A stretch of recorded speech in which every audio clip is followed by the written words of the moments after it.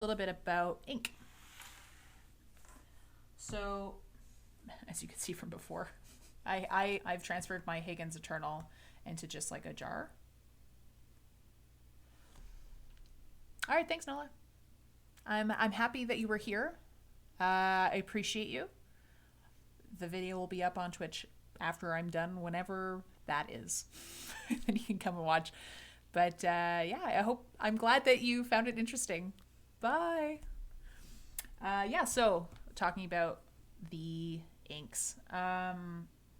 There's a lot of debate on what's a good ink and what's not a good ink. I can just tell you what I personally feel about them.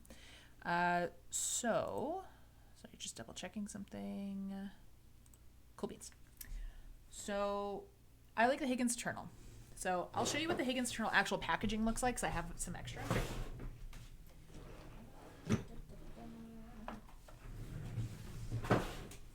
It's this one. All right.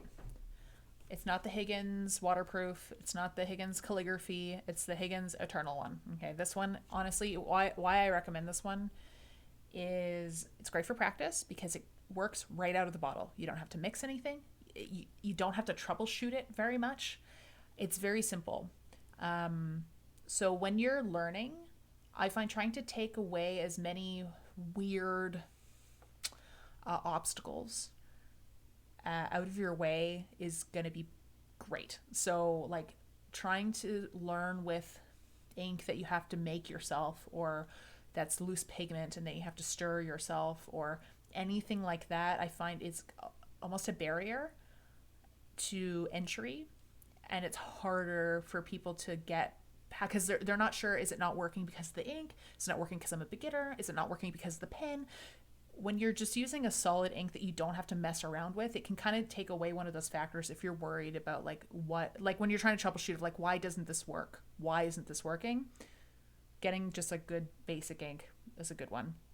A lot of people like Sumi ink, which is Japanese. I have a bottle. I don't use it often, but I figured I would bring it up because I know a lot of calligraphers love it. I find for me, because you have to dilute it, it's kind of, I don't want to say gloopy, that's not the right word, it's thick. So you have to dilute it. And I'm like, I don't have time to dilute my ink sometimes. I just want to sit down and go. So for me, for other people, they really like using the Sumi because the color is a bit better. Actually, that's a point as well. Higgins Eternal, when it dries, it dries kind of gray. It doesn't dry true black, even though it's like a black ink. It's like a grayish with like it's a colder gray, and there's a little bit of purple in there as well, which I've noticed. When I'm practicing, I don't particularly care. Also, it's so funny because I have the camera down here. You see, I talk with my hands. Like, it's super crazy. It's so funny. But the Sumi ink has a really lovely finish. It kind of has a little bit of a sheen. It's much more of a true black. So it just really depends. Also, Sumi ink you can use, I think, on final pieces as well. So what I use when I'm doing something that's for a client, let's say, that's like a final piece, I use gouache. So I will show you. I have a bunch.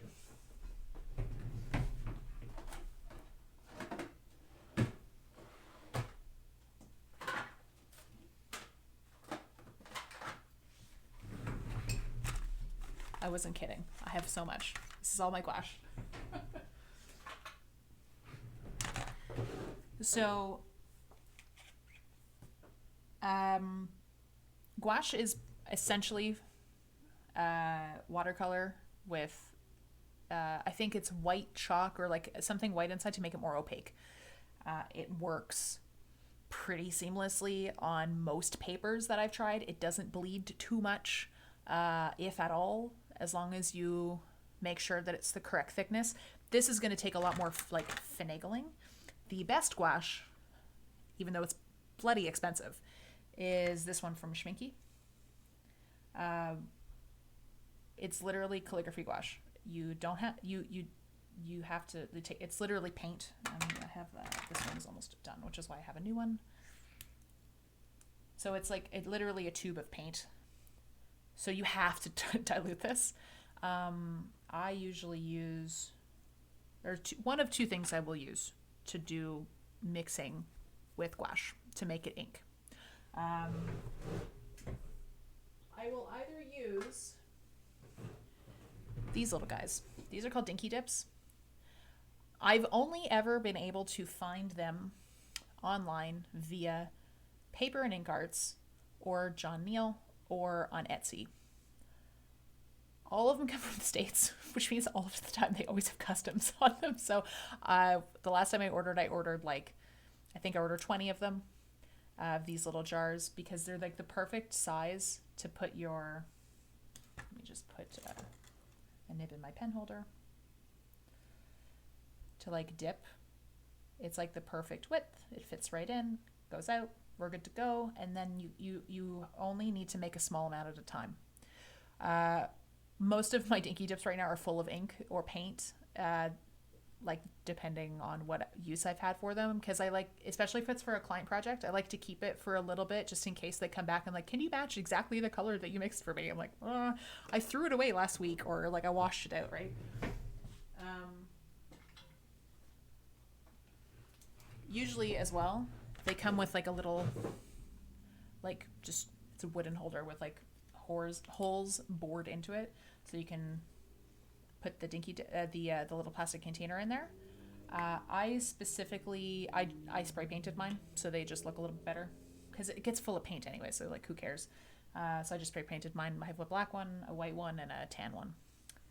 Or you have these little guys, which are like little suction cups, so you can stick it on your desk or on your hand, because if it works there too. So those are good little containers, like little like mini inkwells, pretty much.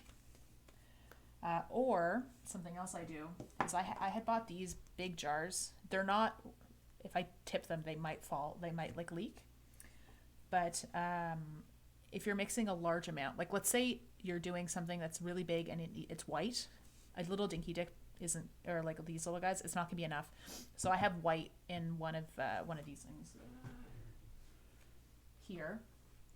This one in particular has separated, so there's water here, and then there's my paint. But this has a magnet inside. I have a magnet stirrer, so like when I turn on the magnet stirrer, it goes and it'll mix it for me. Tools that you don't necessarily need when you're a beginner, but just so you know. So yeah, it just kind of depends. And Higgins Eternal, I just throw it in there because it's just easier than using the lid from the vessel that it comes in. Oh, and also the reason why, did I mention why I like gouache? Yeah, it doesn't like bleed, because it's good stuff.